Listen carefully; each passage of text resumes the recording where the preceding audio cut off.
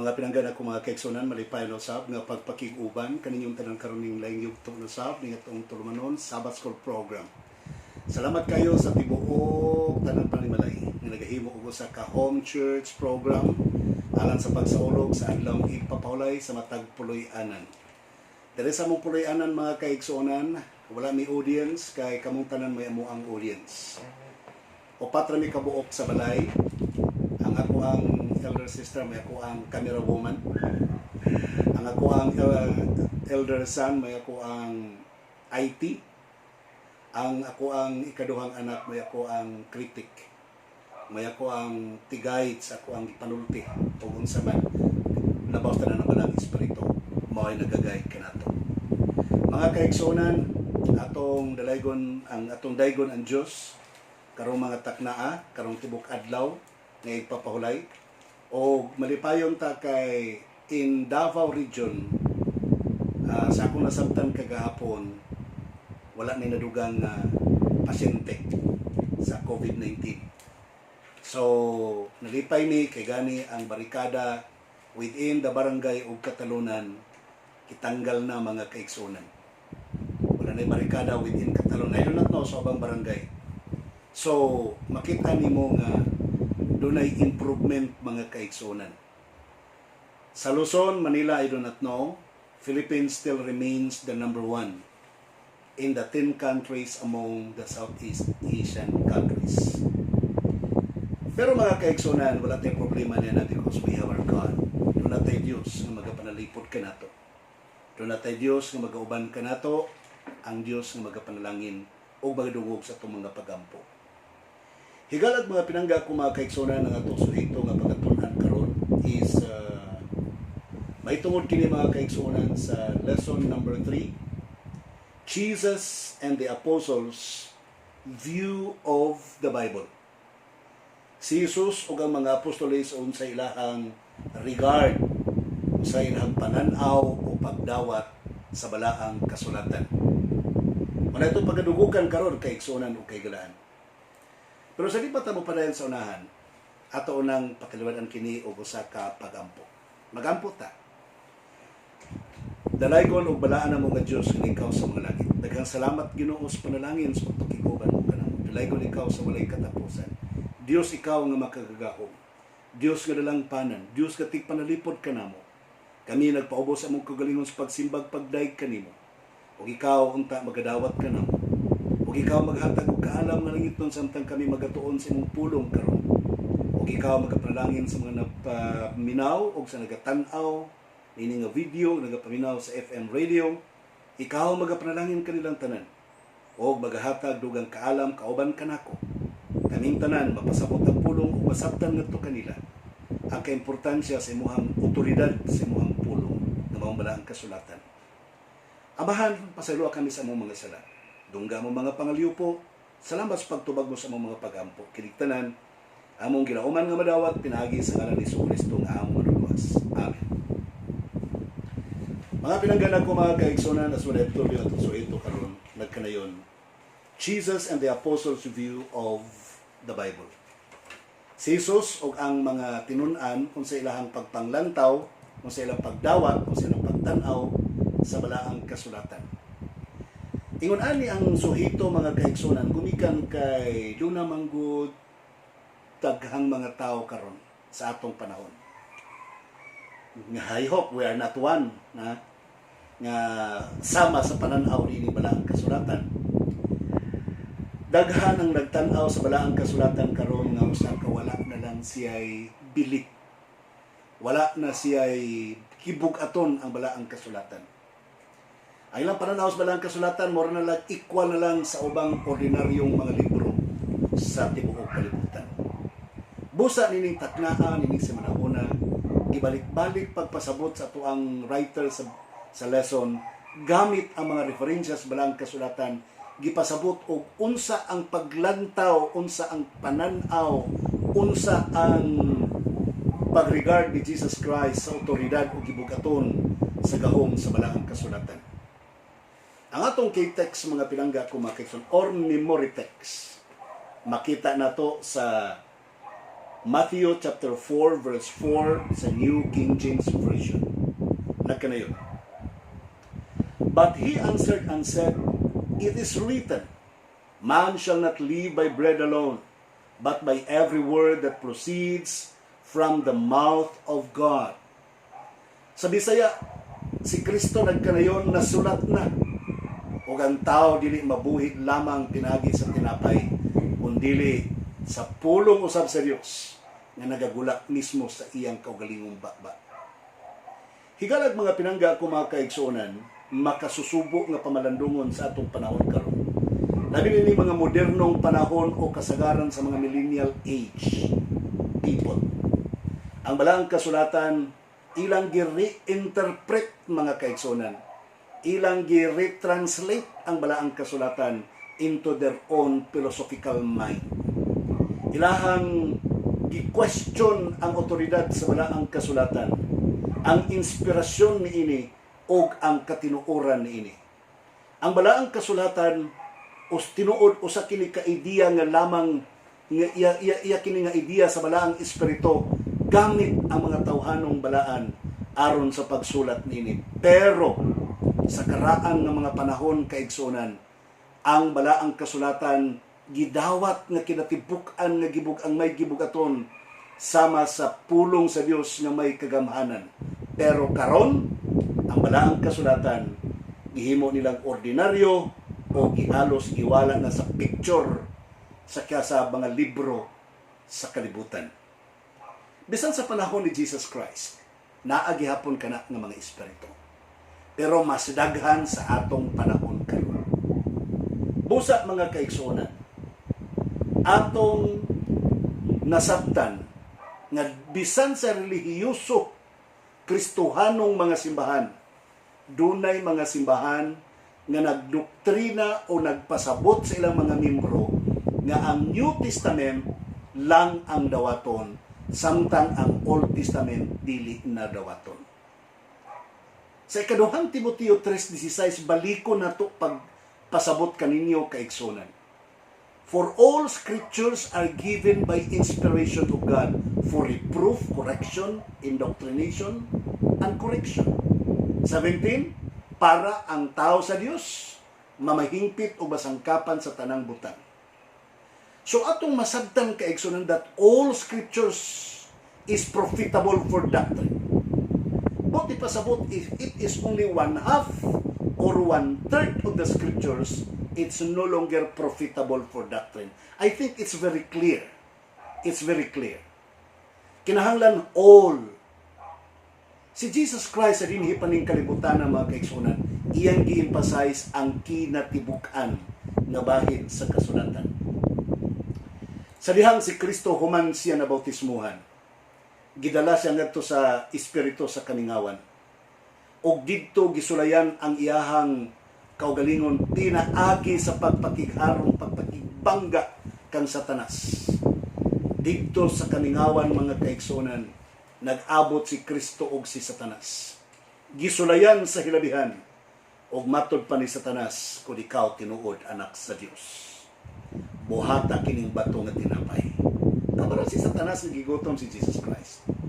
So the point of the emphasis here is, when Jesus was attacked by the devil, his answer was, ang iyang tubag mga kaigsunan, matod pa niya, dili mabuhi ang tao sa tinapay lamang, kundili sa pulong sa Dios na nagagulat sa iyang baba. It is written, dili mabuhi ang tao sa tinapay lamang. It is written. Pag ingong it is written, in other words, Jesus Christ was referring to the Bible. He was referring to the scriptures. Busa. Giunsa ni Kristo paghatag pagtagad ang balaang kasulatan, unsa iyang pananaw sa balaang kasulatan, dunay bugat nga gahom nga bisan pag Satanas ibangga ang pulong sa Dios. The only way to defeat the devil is by the word of God. Pero ang uban, ingon sila nga kinipulong sila atong ikwintas, atong ipanagang sa yawa, atong nang ipangsuwat sa bungbong nato. Well, I respect your faith like that. Pero mga kaigsunan, si Kristo wala. He said it. He pronounced it. He testified it. in the presence of the devil. Para ang yawa, kaya niya masuklan. Pero, bantay mo ha, kung bersikulo por bersikulo, ang yawa magking-away mga kaigsunan, I would like to tell you that. Magking-away ang yawa, no? I would like to tell you that. So, imong masabtan mga kaigsunan. Pag ingon ni Kristo nga, dili mabuhi ang tao, sumala sa nasulat, dili mabuhi ang tao sa tinapay lamang, kundi sa pulong sa Dios nga nagagula sa balang kasulatan. Nakasabot ang yawa nga iyang gi-quote ang Deuteronomy chapter 8 verse 3. Gamit na kay Biblia, ha? Ingon pong yawa, napo kay bersikulo. Ang sanay mong bersikulo? Sa atong basahon mga kaigsunan sa Matthew, okay? Kung doon na may mga balaang kasulatan kauban kaninyo, sabay ko ninyo sa Matthew chapter 4 verses 1 to 11. Mudritso na lang taog basa mga kaigsunan sa versikulo 5 nga matud pa mga kaigsunan. Then the devil took him up into the holy city and set him on the pinnacle of the temple and said to him, "If you are the Son of God, throw yourself down, for it is written, He shall give His angels charge over you, and in their hands they shall bear you up, lest you dash your foot against the stone." Sa diyan si Kristo ni gamit og bersikulo yung pugyawa ana di kay bersikulo gamit og bersikulo. Mga kaigsunan, kung di ta magbasa og Biblia, dili ta magmemorya og Biblia, di ta magkinabuhi sa Biblia, dili na to masteron ang balaang kasulatan. If we don't regard the Bible as an authority from God, the devil will use it for our deception. The devil will use it for our deception. Kung tapulan ta mabasa ang Biblia, I would like to tell you the devil is 24 hours working, reading the Bible to find some verses to fight against you. Mga daghan na kayong mga matingala, daghan ng mga libog sa Biblia, because the devil is always studying the Bible. Dili aron siya mabag-o mga kaigsunan, apan aron magamit niya sa pagkuba sa itong pagsalig sa Ginoo. Tanawan niya itong mga kaigsunan, Adventista, dili mamahawa as pagka-Adventista, pero they are anti-Trinitarian. They don't believe that Jesus Christ is God. You see that? They still only believe that Jesus Christ is the Son of God, but they don't believe that Jesus is God. They don't believe in that so-called three persons in a Godhead. Tulo ka persona sa saka pagka-Diyos. They don't believe in that. But they still claim that they're Seventh-day Adventists, and in fact, they are members of the Davidian Society. And they are in the church. Kung ba nila na himong elders, kung ba nila na himong mga Sabbath School class teachers, kung ba nila mga deacons. Why? They are infiltrating our church. They are using the Bible, of course. Gigamit nila ba ang kasulatan mga kaigsunan. And the devil was also trying to use the Bible against Jesus Christ for wrong application. Okay. Gigamit niya ang Biblia mga kaigsunan alang sa sayop ng application. Si Jesus Christ nakasabot nga, you are using Psalms 91 verses 11 and 12. Sa Psalms 91 verses 11 and 12, mga pinangga ko mga kaigsunan, if you have your Bible with you, mabasa na ito mga higala, nagkanayon din 11 and 12, "For He shall give His angels charge over you, to keep you all in all your ways, and they shall bear you up in their hands, lest thou dash thy foot against the stone." Matod pa ni Satanas, ambak na ba? Kaya na nag-ingon ang Ginoo nga paradaan ko ikaw mga marulunda sa pagsapwang kanimo aron dayon mga tiil bisan dili masabot sa mga bato. Ingon si Kristo di man ang maong application. Wa man mag-ingon ang Psalms 91 nga mutuyo-tuyo gyud tag-ambat sungugon gyud natong Ginoo kay para lang gyud ato masulayan iyang saad og tinuod bagdili. Wa man magsulti ang Ginoo ni ana. In other words, kung ako nang buhaton the same as I'm tempting God. Akong gisulayan ang Ginoo. That's why ikaw, Satanas, ayaw kong tintala to violate the Bible. Ayaw kong tintala to violate the Bible. That's why Jesus Christ said, matud pa niya, you shall not tempt thy God, thy Lord, as your God. It is written, do not tempt your Lord, your God. Kinsa may gitintal ni Satanas mga kaigsunan? Tubaga daw ko ninyo. Ang Diyos nga nasa langit o si Kristo? Pagsulay. Para sa mga dili mo tuo nga si Kristo Diyos, paminaw mo, kamong mga infiltrators, ang LCN, di man yung matawag infiltrators because we are not entering churches and dominating the church. But some of you are holding positions in the church, mga Davidians. Dili mo mutuo nga si Kristo Diyos, kinsa may gitintal ni Satanas, tubaga daw ko ninyo. Ang gitintal ni Satanas si Kristo. Ang tubag ni Kristo ayaw tintala ang Ginoo nga imong Diyos. Sayop sakto. Tubagan na ninyo. Gikot ni Jesus Christ ang Deuteronomio Kapitulo 6, versikulo 16, we shall not tempt the Lord your God. You shall not tempt the Lord your God. Why sabi mo, I don't tempt the Lord my God. You shall not tempt the Lord your God. Gigamit niya ang bersikulo nga para sa Dios nga gi-address niya para sa iyang kaugalingon. Ang uban mingon nga, did Jesus Christ thought that He was God? The Bible is teaching so. The scriptures, the writings in the books of the Bible are teaching so. That Jesus is God. Si Kristo nga ang Diyos. Sa ito pa, usbon ko ang defense na ito batok kang Satanas, Bible. Versikulo, as it is written. Ang yawa po, dahil pong gamitin pagpanintal sa ito, versikulo. Pero wrong application. Gamito na to sa tama nga pagpanabot ang balaang kasulatan para dili ta mahimong manintal sa uban. Kaya kung mugamit kag bersikulo aron lang sa pagpanintal sa uban, bisag nakasabot na nga ang John 3:16. For God so loved the world that He gave His only begotten Son. Gibisag gisultihan na nga sa Grigo dili na begotten Son, monogenes huios ang gilitok.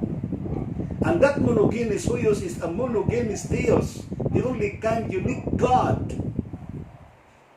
Dahil yun mo ninaw, kaya dito yun siya sa in English nga only begotten Son. Kaya ang binisaya yun sa begotten, gimugna si Jesus Christ.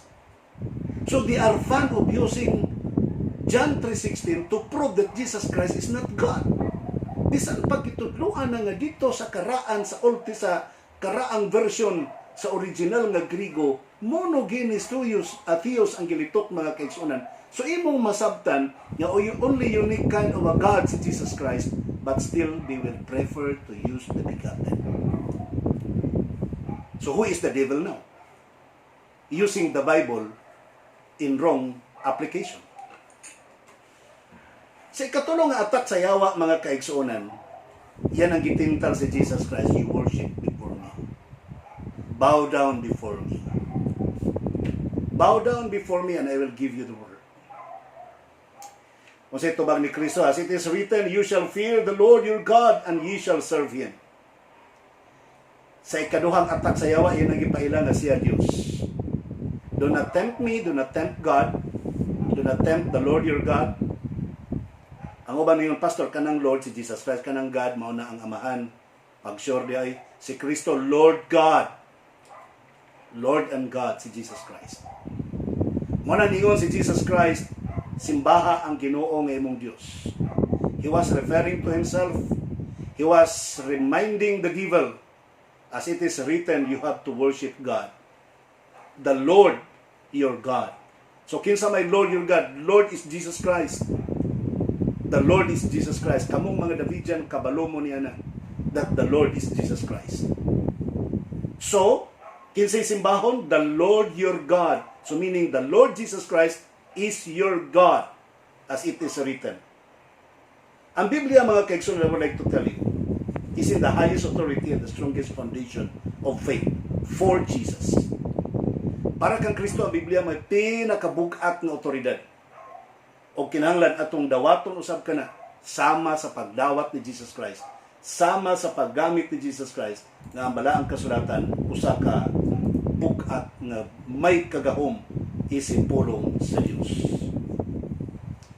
Another, ang balaang kasulatan mga pinangga ko mga kaigsuonan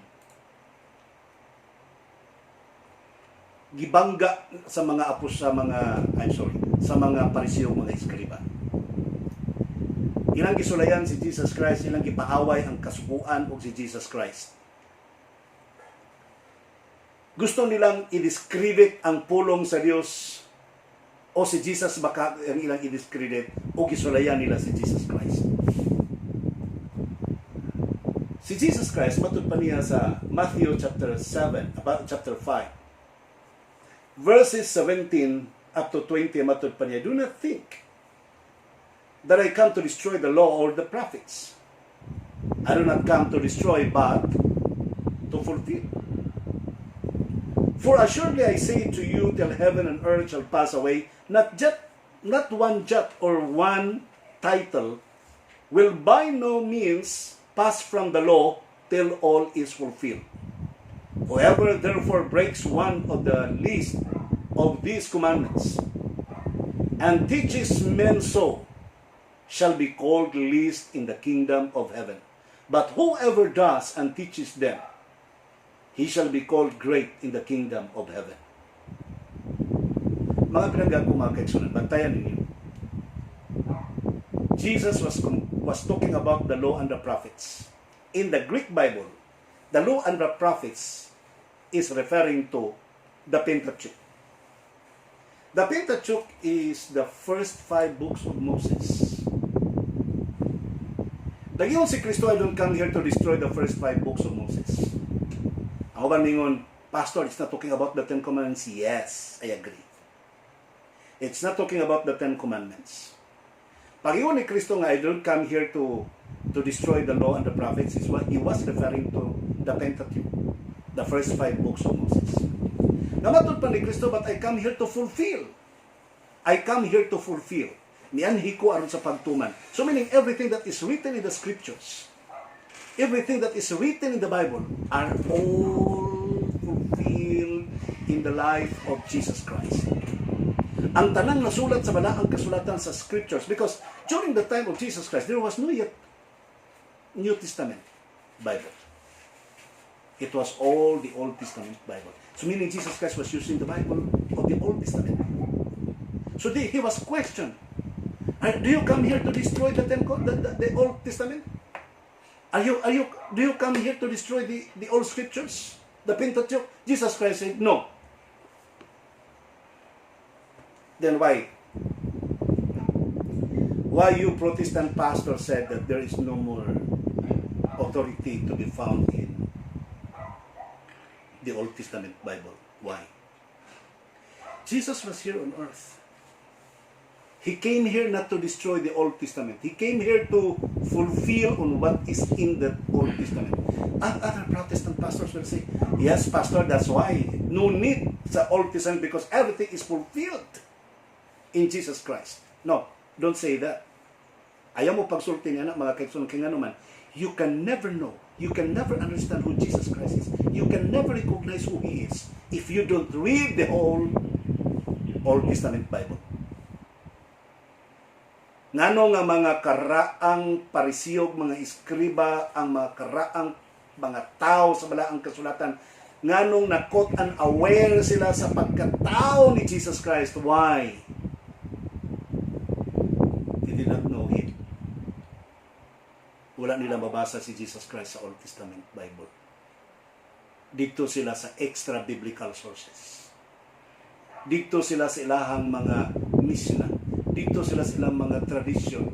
Dito sila silahang mga uban pang mga writings nga wala na sa balaang kasulatan, less na ang ilahang attention sa balaang kasulatan. That's why Jesus Christ was bringing back to them the attention, bringing back to them the Bible. I don't come here to destroy the law and the prophets. I don't come here to destroy the Old Testament, but I come here to fulfill. You will only know me, you will only recognize me if you read the Old Testament Bible. Ako ba naman, Pastor, that's a good explanation. So no need of explaining to us about the 10 Commandments. No, I'm sorry. Because Jesus Christ has proceeded to the next verse. Nipadayon si Kristo sa ikaduhang bersikulo. Matod pa niya sa verse 18, "For assuredly I say unto you, till heaven and earth shall pass away, one one jot or one little or one title will by no means pass from the law till it is fulfilled. So he was referring to the Old Testament. Matod pa ni Jesus Christ, walay bisag ko sa katulpok, sa kakudlit nga mga mapasagdan nga dili matuman. Samtang magapabilin ang langit ug yuta. Bisan pag mahanaw pa ang langit ug yuta, magpabilin gyud ang pulong sa Dios. And he was referring to the Pentateuch, to the Old Testament Bible. He was referring to the scriptures of old, not the New Testament. Siyempre, sa atong application kan, because the Bible is the book of all seasons. Siyempre, sa atong panahon, because the Bible is good for in the past, good for the present, and good for the future. Sa atong panahon karon, maapil na ang New Testament Bible. Maapil ang New Testament Bible. Pero sa ilang panahon, siyempre wala pa yung New Testament Bible, Old Testament ang ginag-emphasize. Another thing. Pag-abot sa verse 19, whoever therefore breaks one of the least of these commandments, it's no longer talking about the Pentateuch. Have you noticed that? Mga Bible scholars ng mga Protestants na naminaw karon, I'm sure there are some of you are following this program. Dili na Pentateuch ang gisgutan ni Kristo sa verse 18. Matod pa ni Jesus Christ, whosoever therefore breaks one of the least of these commandments, in Greek, it's no longer pronounced as Pentateuch, but it is pronounced as entoli. Gisgutan na siya as entoli. And what does it mean? He was referring to the Ten Commandments.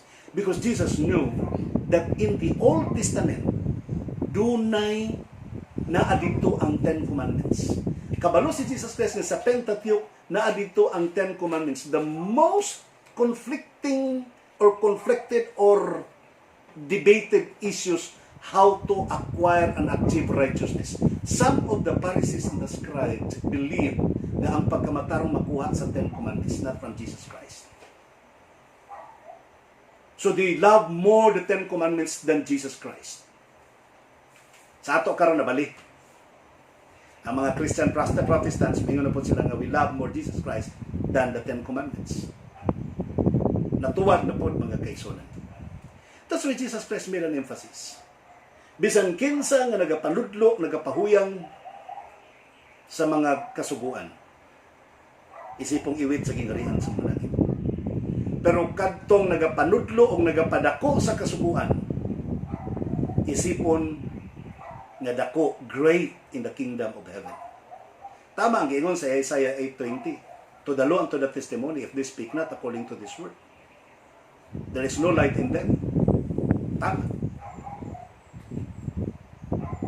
Sa kasuguan o sa pagpamatuon, kung dili nimo isulti kini, wala kay kabuntagon, wala kay kahayag. So dinhi mga kaigsunan, atong masabtan ug atong mahibaw-an, atong mapasabot kaninyo ug unsa kay importante ang Old Testament, including the Ten Commandments. Since the issue was about the, what do you call this,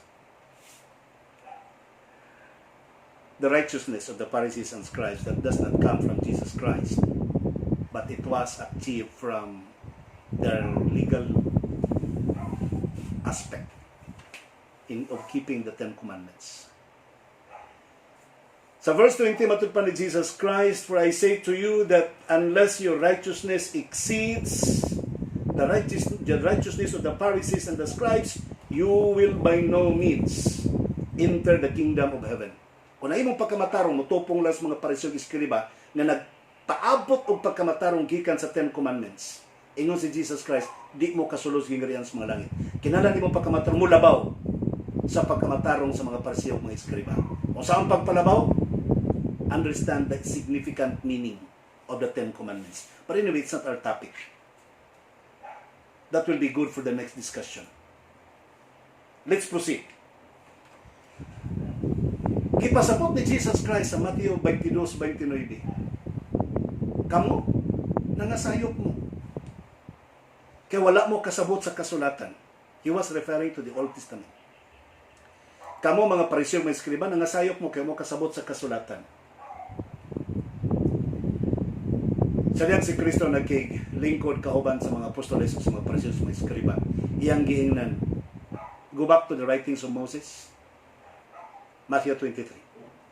Balik mo dito sa basahon ni Moses. Kamong mga pariseo at eskriba, master ninyo ang mga writings ni Moses, so listen what they say but don't follow what they do. Do not do what they do. Ayaw buhatan kung silang ginabuhat. Because they are promoting the writings of Moses, they are not following it. Kaya sila kailan ni Jesus Christ. Finally, sa iyang pakigbangga sa mga pariseo, mga eskriba, mga bride sa balahon, ipangutana siya sa kalawyer, which is the greatest of the commandments? What is the greatest? Ingon si Jesus Christ sa Matthew chapter 22 verses 37 to 40, matod pa ni Jesus Christ, love God with all your heart and with all your mind. That is the first and the greatest. The second one is the same with the first. Love your neighbor as thyself. Verse 14. In all these two commandments hang all the law.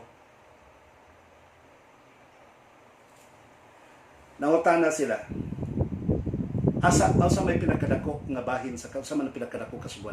Igos Kristo igumay mo ang Dios labaw sanan sa imong kalag ug sa imong kasing-kasing. Kanang ikaduha po pareho ra gihapon. Igumay mo silingan sama sa imong isig katao. So sama sa imong kaugalingon. Niining duha ka mga sugo, nagbitay na langkob ang tanang kasuguan. He was referring to the 10 commandments. As the commandment of love. First commandment, first, second, third, fourth. Kanang upat, dili ka magbanton og laing Dios. Dili ka magyugbo og larawan, dili ka mogamit sa ngalan sa Dios pasipala ug mahinumduman mong adlaw igpapawlay. Kining upat mao ni ang nag-express, nagtudlo kanimo imo ning tumanon on how to love your God with all your heart, mind, and soul. Paingon po ni Kristo nga love your neighbors as thyself. Unaha ang imong neighbor, ang pinakauna nimong neighbor, pinaka-nearest neighbor nimo is your father and your mother. Love them. Your boss, your masters. Love them. Sunod. Ayaw pangawan. Ayaw panapaw. Ayaw pagpatay. Ayaw pamakak. Dili ka maibog sa butang sinisi ka tao. Kaning unom, mao po ni nagtudlo nimo unsaon pagtuman o tumanon mo ni unom unsaon pagtuman ang balaod nga love your neighbors. Kining mga butanga, mga pinangga ko, mga kaigsuonan, naglangkob ang tanang kasuguan. He was referring to the Old Testament. So bantayan ninyo, sa dihang nagkigbangga si Kristo sa yawa, he was using the Bible. Sa dihang nagkigbangga siya sa mga wrong doctrines, sa mga pariseo, mga eskriba sa Judaism, he was using the Bible. Where can we find the Bible? In the Bible. Sa Old Testament, na kanang love your neighbors or love God with all your heart. Deuteronomy 6 verse 5. Love your God with all your hearts and your mind. Leviticus 19:18, love your neighbors as thyself. So, nag-quote siya permi og mga bersikulo sa Biblia. Ang iyang pag-handle sa problema, mga kaigsunan, is by Bible. According to the Bible. In other words, Jesus Christ is teaching His disciples na whenever you encounter problems in the church, either it is a doctrinal problem or administrative problem or a relationship problem, you always the Bible. You always use the Bible. Bisag unsa nga problema sa simbahan, bisag unsa nga problema sa tuang organisasyon, we let us go back to the Bible. Di ta mangamba og laing libro, mga kaigsuonan. Mingon dahil nga, pamatud-an ako nga ang Trinity iyas pagano niya ang gamiton picture pastil ang katawanan mga kaigsuonan. Picture nga hinimo rapod nakisamita naghimo anang ka picture momento man naka-record kasi nag-drawing ana kaya drawing raman pod extra biblical reference. Sulbaron ang problema ipakaon bang itik og dili mga tug misna, mga tug encyclopedia, mga tug strong concordance, extra biblical reference. Nandi naman ang tamo adto sa Roma 14:23 nga kung dili klaro nagduha-duha mo ayaw na lang mo kaon kay nakasala mo. Nandi naman tamo subay niya na. Ano ato mang yung ipaklaro nga klaro gyud nga bisan dili klaro. Magsulbad og conflict sa Bible, sa iglesia, di na mo gamit og Bible. Ang gamiton, parinti-parinti na. Ang gamiton, no, let's go back to the Bible. I'm sorry I always condemn sa pagban sa LCL. Nga naman, that is a satanic act. Why? It's not in the Bible. To support a ministry, pagtabang sa pagwalis may balita, magwalis may balita, ihulog sa simbahan, tanggalon sa iglesia, it's not a biblical approach. Wata mo subay sa pamahagi ni Jesus Christ. Let's go back to the Bible. So, pasalamat ko nga, in fairness, sa good management karon, sa new management karon, kinahini na po og reclaim ang mga churches na gipang dismember. I appreciate that. Hinahili na po og reclaim. I hope tanang mga churches ma-reclaim na yun. One by one.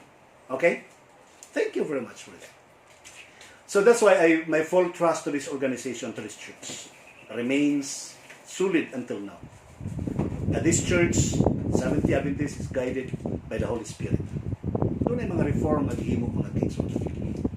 Digo Central, gi-reclaim na. Kadidjanan Church, gi-reclaim na. And so forth and so more. With the help of the Lord. Okay? So, mga pinanggan ako mga kaigsuonan, atong masabtan that in every questionable problem, Jesus Christ used the Bible. Si Ellen White sa Christ Object Lesson, pages 39 and 40, He, Christ, pointed to the Scriptures as of unquestionable authority. And we should do the same. The Bible is to be presented as the Word of the infinite God, as the end of all controversy and the foundation of all faith. Ang atong conflict among us, sulbaron nato laing libro, dili kita masulban. Kinahanglan ang atong conflict, sulbaron pinahagis bala ang kasulatan. And we shall be resolved, and we can be united again. Another. Sa dihang si Kristo nag-emphasize mga kaigsuonan, samtang nakik-encounter siya ni Satanas, nakik-encounter siya sa mga pariseo, mga eskriba, ngadto siya mga tinunan, nagahimo siya og pagpanudlo, higalag kaigsuonan, what part of the Bible ang iyahang gi-introduce? One half? Or what is the percentage portion of the Bible ang iyang gi-introduce? The Bible says, matod pa sa maong balaang kasulatan, mga pinangga ko, mga kaigsuonan, matod pa, the entire Bible, ang kinatibuk ang Biblia, maoy gigamit ni Kristo. Ang tibuok Biblia, maoy ang gigamit. Abi ninyo, all scriptures. Sa diya nga si Kristo mga kaigsuonan, nag-emphasize siya niya, human siya na nabanaw. Doon ay mga apostoles, matinon niyang gabaktas pa yun sa Emmaus, hapon na lang. Wa sila kailangan si Kristo ilang kauban. Ilang giingnan nga, kisa niya istoryahan, ingon dayon itong mga tinunan ni Kristo nga, tagadiin man dahi ka, kakabalo nga, top of the country, na top of the world man nga si Kristo gilansang sa Banaw. Kabalo ka mga kaigsuonan. Sa verses 44 and 45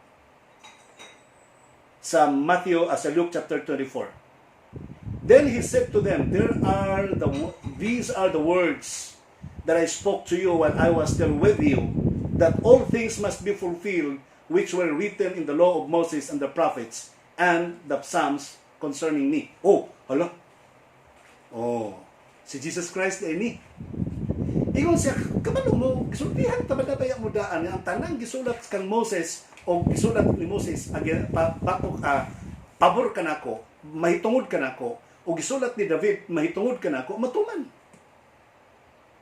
Sa versikulo 25, 45 mga kaigsunan, matud pa. And he opened their understanding and they might comprehend the scriptures. Nabantayan ninyo. Alang sa dili mo tuo nga si Kristo o ang Holy Spirit usara. Wa may problema nga Holy Spirit o ang Dios Ama usara because the original nature of the Spirit, the original nature of God is a Spirit. So no problem. Ang Amahan o ang Espiritu usara. So wala kayo discuss diyan. Dito ta kang Kristo o sa Holy Spirit. Musimang ko gamay ha mga kaigsunan nga nagpaminaw karon. Musimang ko gamay. Kaya ko gustong i-emphasize. Sa Juan 14:26, the work of the Holy Spirit is to open the understanding sa mga tao makasabot sa walang kasulatan. That is the work of the Holy Spirit. Ang mapasabot na to mga kaigsunan to understand the Word of God is the Holy Spirit. But you look what happened. What Jesus Christ did for these disciples na walang kasabot o ganong nabanhaw sa Jesus Christ. Nabanhaw ba or wala?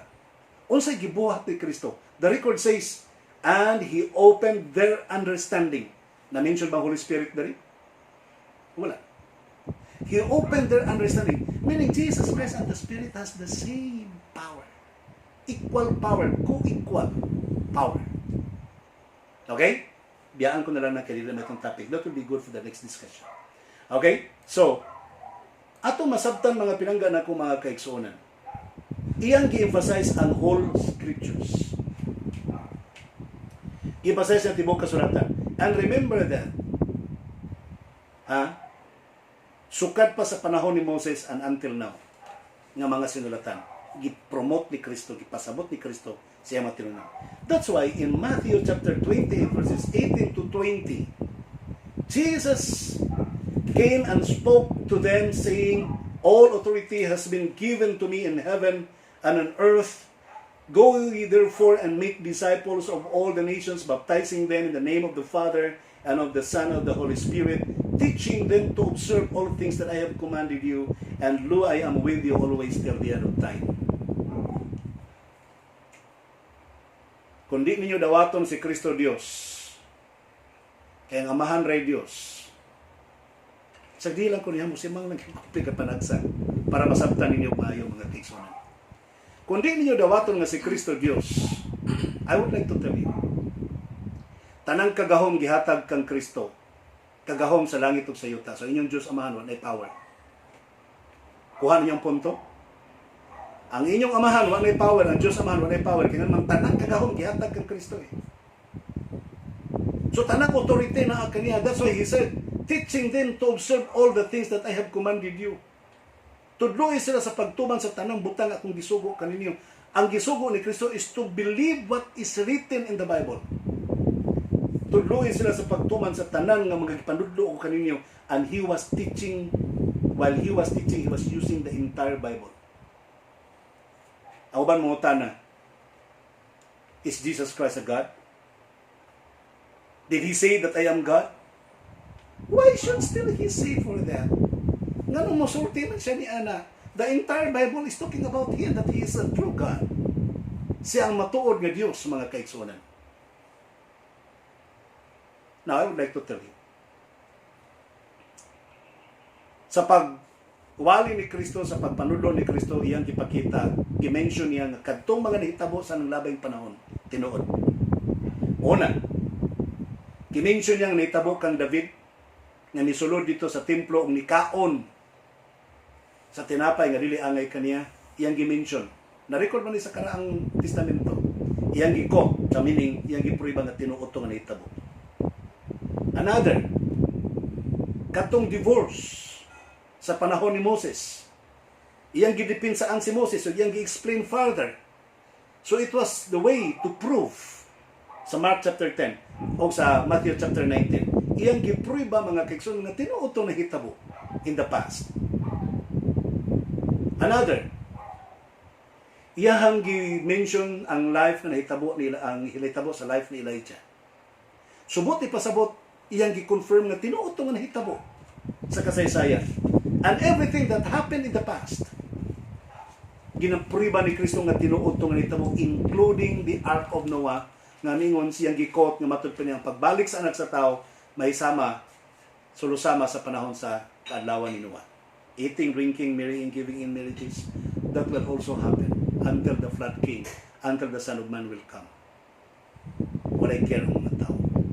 So, pinaagi niya na, masabta na to nga tinuod nga nahitabo ng mga butanga. So, iyang gikonperma mga higala nga tinuod. And what about the disciples? Ang mga disipulo po, ila pong gikonperma nga tinuod po na nahitabo sa nang labing panahon. They were talking about David, the father of Jesus, the root of Jesus, nga namatay, gilubong. They were talking about ilang gihisgutan mga pinangga ko mga kaigsuonan, nga ang mga hitabo sa karaang mga panahon nga sa mga sinulat ni Salmista David na tuman diha kan Jesus Christ. So ilang gipadako nga tinuod ang hitabo sa past years, past history. Ilang gipadako ang ilang gikot ang hitabo sa panahon ni Pero nga gipagahi ang kasing-kasing ni Pero, gipatindog si Paraon aron mo makita ang gahom sa Dios. Ilang gikot kana mga kisos sa pa, ilang gipriba nga tinuod gyud na hitabo sa panahon ni Pharaoh and sa panahon ni Abraham o kang Sarah. Pinagi sa pagwali ni San Pablo gamit ang Galatia kapitulo 3 bersikulo 8. So therefore ato masabtan dinhi mga pinangga ko mga kaigsuonan. Si Kristo ang mga apostolis parihas silang tinan-awan sa balaang kasulatan. Si Kristo ang mga apostolis parihas silang pagdawat sa balaang kasulatan. Pagdawat sa gibug-aton sa balaang kasulatan. Mga kaigsuonan, kitang tanan.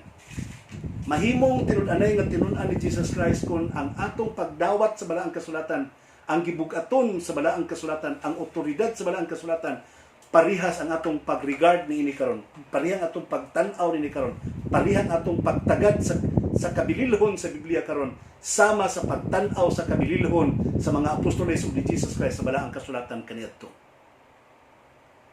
Kaigsuonan, what is now the worth of the Bible to you now? Do not count it by monetary cost. Count it on how you believe in the Word of God. When you believe, you do it. Ang ba naman, Pastor, nga naman nga, how did you acquire or achieve wisdom to understand the Bible? Keep it. Obey it. Tumana, basaha, tumana. Klaro kayo sa Revelation chapter 1 verse 3. Blessed are those who read the words of the prophecy. Blessed are those who listens, who hears the words of the prophecy. Third, blessed are those who keep the words written therein, this book, for the time is at hand. Bulahan ang nagabasa, bulahan ang nagapaminaw, ug labang tanan, bulahan ang nagatuman. Sa tanang nasulat sa balaang kasulatan, kay ang panahon haduol na kaayo. Magampot ang kaigsunan. Dalaygon og balaan mo nga Dios nga ikaw sa mga langit. Daghang salamat Ginoo sa panalangin sa pagpakiguban mo kanamo. Salamat sa mga pulong, pasalamat sa pagpukaw mo kanamo sa among gugma pag-usab sa paghatag og bililhong pagtagad sa balaang kasulatan. Ginoong Dios, tagay kami dugang gugma sa pagbasa sa imong pulong, sa pagtuo sa mga pulong nga kasulat sa imong balaang kasulatan aron kini among kinabuhian, among tumanon kay panahon na duol na kayo. Amahan, himua kaming takos kanimo hangtod sa kanturan. Panalangin ang nagtanaw karon, ang mga naminaw karon, o ang nagasuportar ini nga ministry, panalangini. O ang tanan nga nasa silang puloy-anan nga nagasimba karon, panalangini. Kining tanan ang kitugyan kanimo gilauman nga madawat. Pinaagi sa ngalan ni Jesu Kristo nga amo maluluwas. Amen.